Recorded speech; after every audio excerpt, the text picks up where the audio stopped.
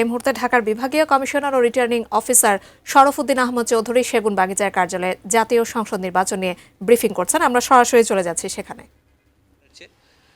এবং আমাদের যে নিরাপত্তা বাহিনীর যে অ্যাসেসমেন্ট আছে, তারা ওই কেন্দ্রগুলোকে ফোকাস করেই তাদের যে ডেপ্লয়মেন্টটা সেটার ওইভাবেই তারা করেছে এবং এইগুলোর প্রতি নজরদারি থাকবে। এবং আমাদের এক্সিকিউটিভ ম্যাজিস্ট্রেট যারা নিয়োজিত আছেন তাদেরকেও এই তালিকাটা দেয়া আছে এবং তাদেরকে বলা হয়েছে এগুলো যাতে বিশেষভাবে তারা নজরদারির মধ্যে রাখে।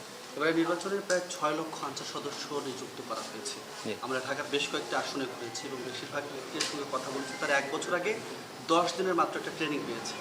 এই ফোর্স দিয়ে আসলে নিরাপত্তার বিষয়ে কীভাবে আপনারা নিশ্চিত করবেন? এটা আনসার যেভাবে করে সেইভাবেই হবে। এটা তো আমি করতে তাদের আনসারের ট্রেনিং ম্যানুয়াল আনসাররা করে, তারা তাদের মতো করে প্রশিক্ষণ দেয়। এই বিষয়ে আনসার ভালো বলতে পারবে যে তাদের প্রশিক্ষণটা যথেষ্ট হয়েছে কিনা।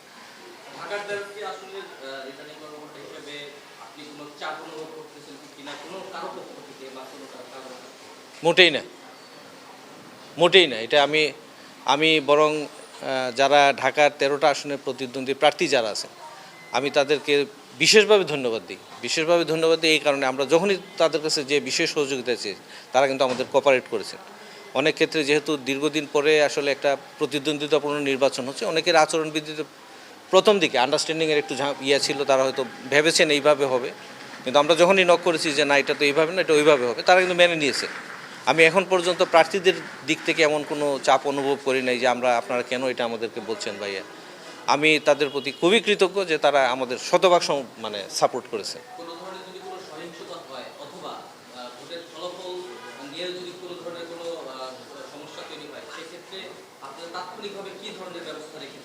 সেই জন্যই তো আমাদের এত ডেপ্লয়মেন্ট। দেখবেন ইনশাল্লাহ যদি এরকম কিছু হয় আমরা কি করি। আমাদের প্ল্যান বলে দিলে তো যারা করতে চায় তারা আগেই জেনে গেল। আমরা মনে করি যে আমরা কনফিডেন্ট, যে কোনো ধরনের সিচুয়েশন সামাল দেওয়ার মতো অবস্থা আমাদের আছে।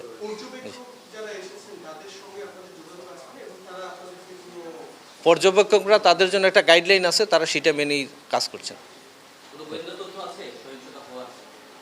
না, এমন কোনো গোয়েন্দা তথ্য নাই ঢাকাতে এমন কোনো হবে, এমন কোনো তথ্য আমাদের কাছে নেই। এটা তো বলা মুশকিল ভাই। হ্যাঁ, এটা বলা মুশকিল। আমরা তো চেষ্টা করবো দ্রুততম সময়ের মধ্যেই নিতে। একটাই হলো যে বেসরকারিভাবে হয়তো কেন্দ্র থেকে নেয়ার আমাদের সরকারিভাবে প্রসেস করে দিতে একটু সময় লাগে। আমরা চেষ্টা করবো যত দ্রুত এটা দেওয়া যায়। আমাদের প্রায় 52টা অভিযোগ আসছিল, আমরা সবগুলো অ্যাড্রেস করেছি। জি, থ্যাংক ইউ, ভালো থাকবেন।